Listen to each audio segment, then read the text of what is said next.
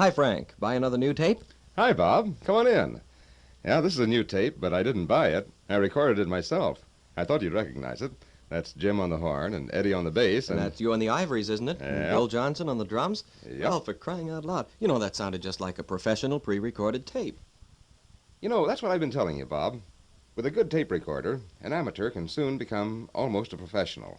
In fact, Lance Elliott, you know, the one that has the recording studio, he started out just like this.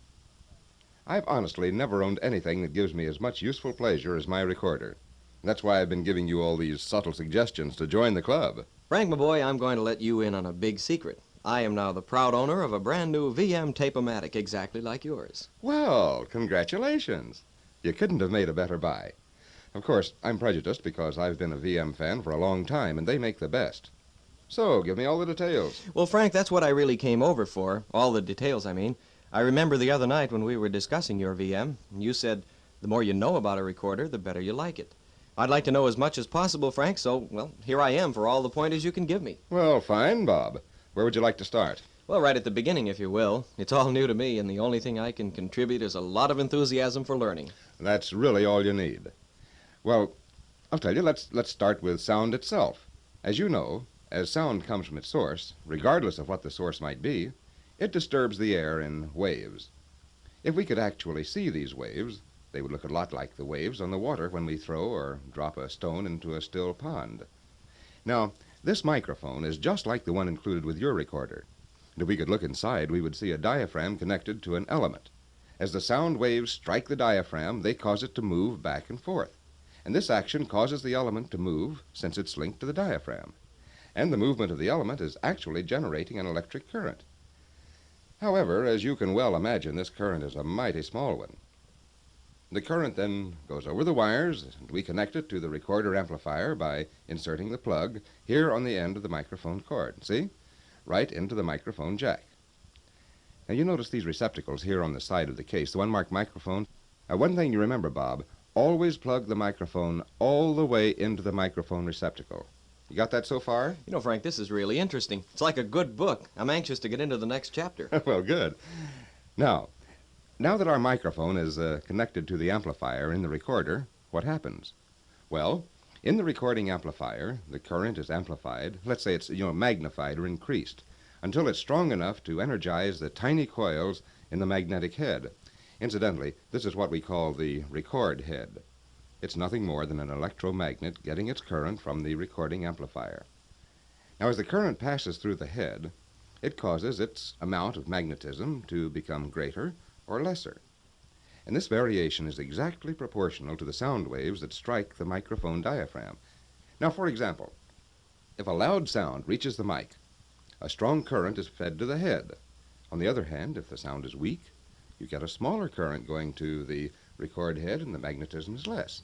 It's not as great, you see, not as big as the loud sound. Frank, may I interrupt for a moment? Sure. I can understand how a loud sound or a soft sound would mean more or less magnetism in the head, but how about a low note as compared to a high note? What effect do each of these have on the current? Well, now, that's a good point. The high note is high because it vibrates the air very rapidly, you see.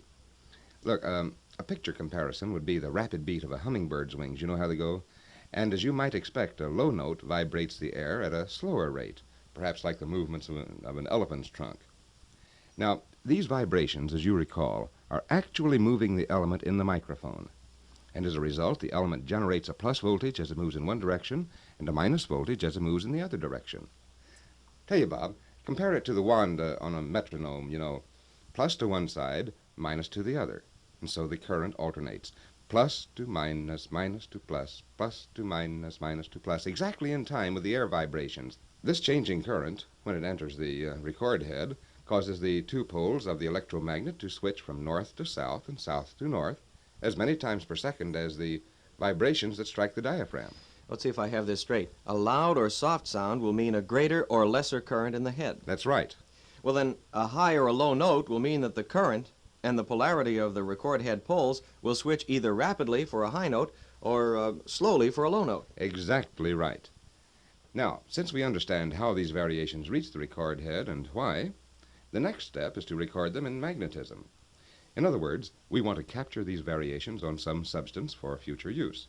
Look at it this way. these variations are eventually going to be played back to us as our voice or music, if we can somehow make a lasting imprint of them on some good, durable material. And that's where tape comes in. Recording tape itself, you can see here, is plastic. As we look at this piece of tape, we see that one side has a high gloss or shine on it. You see that? But now we'll turn it over. Notice the other side. See, Bob, it has a dull finish, and it doesn't look nearly as smooth as the shiny side. Now, the reason that one looks shiny and one looks dull, Bob, is that it is coated with a very fine layer of ferric oxide, this dull side. Now, if you remember your chemistry course, the ferric oxide that you see is nothing more than an extremely fine grade of iron rust. It's amazing, isn't it? Especially so when you realize that the iron rust has the property of becoming magnetized and of holding the magnetism once it is magnetized. Of course, it'd take a microscope to see all of these little tiny rust particles, but don't sell them short, even if they are tiny. They're going to do a big job of making a permanent recording. Like a book preserves words, this tape permanently preserves sounds. Now, the next step is to run the tape past the record head. The current in the head, remember, is varying both in strength, louder or weaker sounds, and the number of times per second that it switches from plus to minus, high notes and low notes. And so a magnetism is being created in the head that will magnetize the tape and leave us a clear, permanent record. Tell me, Frank, can you actually see a soundtrack? Well, as a general rule, Bob, no. However, it can be made visible by dipping the tape in a solution of finely divided carbonyl iron. Since the dull side or face of the tape now consists of hundreds or thousands of tiny magnets induced in it by the record head, the iron particles will cling to those areas and make the tracks visible. They'll look like a series of cross bands. Where we have a high note, the bands will be very, very close together. Where there's a loud sound, the tape will be heavily magnetized and a lot of iron particles will cling to that particular spot. Where we have a soft sound, there'll be fewer of the particles clinging to that spot and it will appear lighter. Frank, if you'll permit a beginner an observation, try this one on for size. Since the sound pattern is an integral part of the tape, and the tape isn't physically altered, its composition isn't changed, it's really a permanent record of sound because there isn't anything to wear out. Well, this is quite a contrast to phonograph records where they can become scratchy, and even a good diamond needle will wear out the record grooves in time. And that's why my old records don't have the fidelity they used to. You know, it's a good point, Frank. What about fidelity after the tape has been played a bit? Will it be the same as phonograph records? Bob, you can play your tapes a little bit or thousands of times, and the fidelity is just as permanent as the recording itself. In fact, tapes that were made years and years ago are just as good today as when they were first made. Now that we have the sound on the tape, how do we get it back again so it can be heard? By reversing the exact procedure it took to put the sound on the tape in the first place. Now we have a recorded tape. It's magnetized and carries millions of tiny magnets recorded in its coating. We created this magnetism by running a current through the coils of the recording head as the tape moved past it. Now our record head becomes a playback head. If we rewind the tape and run it past the playback head, the magnets we induced in the tape previously will cause the poles of the head to switch back and forth, and this will cause a current to flow in the playback head coils. This current now goes to the playback preamplifier, which amplifies it and passes it on to the power amplifier. The power amplifier is actually a booster, taking the smaller signal from the preamplifier and building it up so that it's strong enough to operate a loudspeaker. The loudspeaker is just like the human vocal cords, for comparison here, Bob. With the signal coming to it from the power amplifier, the loudspeaker vibrates, creating waves in the air which hit our eardrums and recreate the sound. Vibration for vibration, exactly the same sound that struck the mic.